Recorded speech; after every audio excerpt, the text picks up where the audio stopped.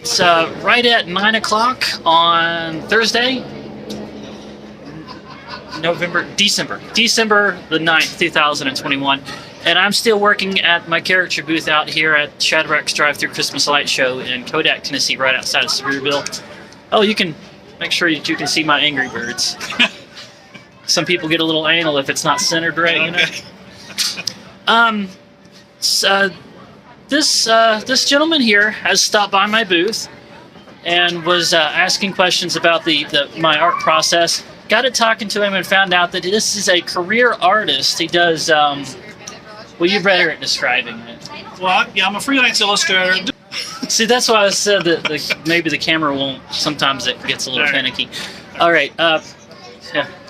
His name is Danny Wilson. We'll put this in a little closer, so if anybody wants to go take a look at your website, they can do that. There we go. DannyWilson.com. Freelance illustrator. Okay, so what were you saying about the kind of work that you do? Yeah, I'm a freelance illustrator. I work digitally, so I work on a digital tablet, but probably 75% of my work is concept sketches for experiential marketing. So basically, I'm taking an idea that's in somebody's head that they're wanting to pitch to a company, and I'm putting it on paper. And they tell me that when they're pitching these ideas to these major companies, that if they have a drawing in their presentation, that their chances of making the sale go way up. But these are multi-million-dollar projects that they're pitching on, so they don't mind paying me a little bit to do these sketches to help them with their pitch. And you said you've been doing these freelance jobs and gathering new clients for over 30 years now? Yes, yeah. So most of that work comes out of New York City or Los Angeles, but Amazon has been my biggest client the last 2 or 3 years.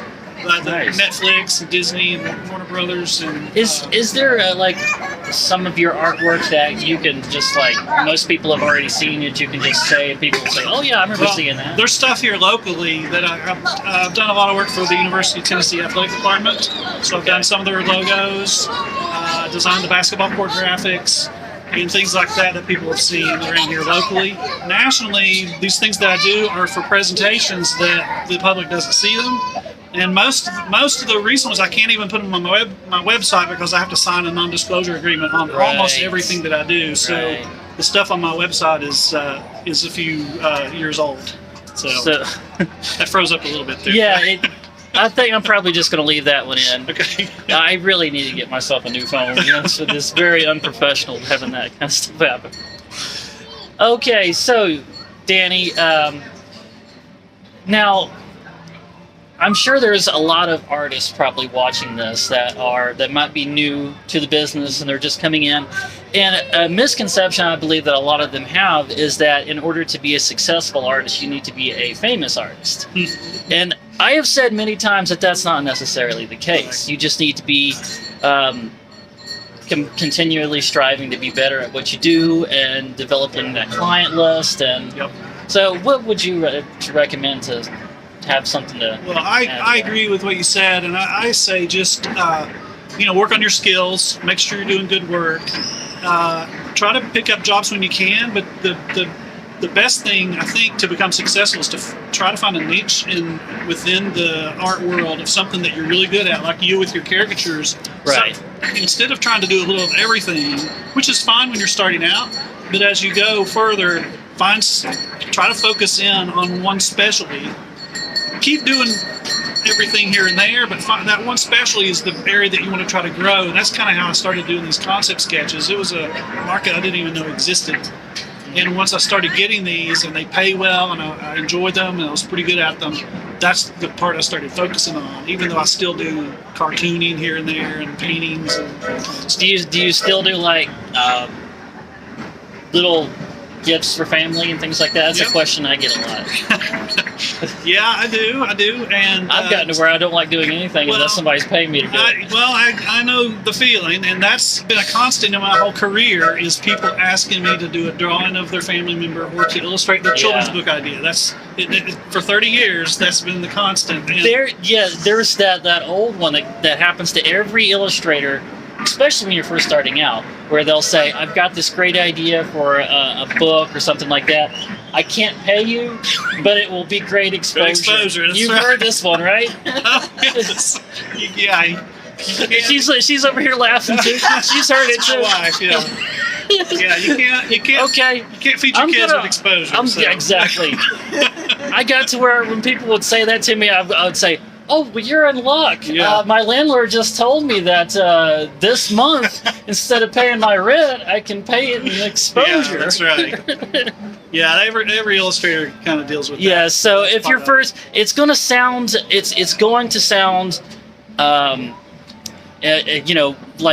like a good idea at first. It's like, oh, well, this is going to reach thousands of people. Yeah. Right. But just remember that when somebody's saying that, it's good exposure for them. They want exposure for themselves. They really don't care about exposure for you. You'll do a logo for them or an album cover or something like that, and they'll get out there and start promoting it. And not one time are they going to say, "Oh yeah, by the way, this logo was done by Ashley or Danny."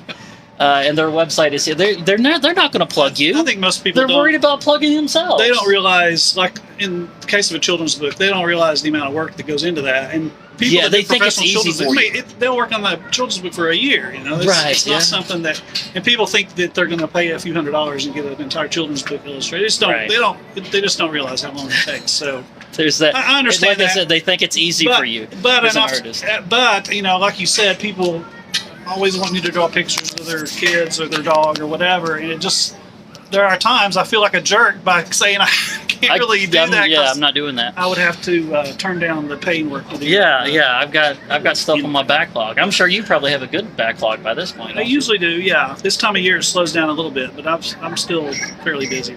So all right. Well, there we go.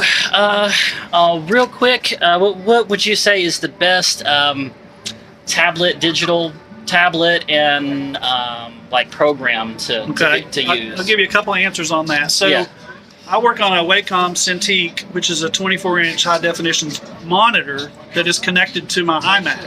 And I draw directly on the screen with a stylus, and I use Adobe Photoshop in that. But the iPads now are good enough to do professional work on. Right, I have an iPad Pro 12.9-inch, and I recommend working in Procreate, which is a great app, and it will do things Photoshop won't even do. I haven't gotten used to working on the smaller screen. The tablet I work on is this big, and I can lean on it like a drawing table. It's big and heavy. Yeah. So the iPad, I love it, but it's harder for me to draw small like that. But I'm hoping and planning to start transitioning over to do more work on the iPad. So that way you can kind of bring it around with you everywhere you're going and kind of get work done and during the. And it's not nearly as expensive. The iPad Pro's not cheap, but it's not like the Cintiq I'm talking about is $3,000 or $4,000. Or like an iPad Pro 9 is only like $1,000. Procreate's for like $10 or something. Yeah, Procreate is like for what it's able to do. It seems like really inexpensive. Yeah.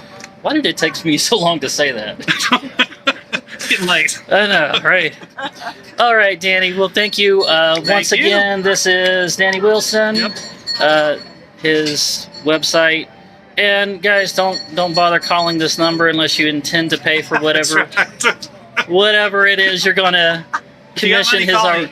Yeah, this is a seasoned artist here. He's not gonna accept jobs for exposure. I'll refer him to you. Yeah. All right, that's gonna be it, guys. Make sure to thumbs up, subscribe, talk to you down in the comments, and once again, look forward to seeing you in the next one.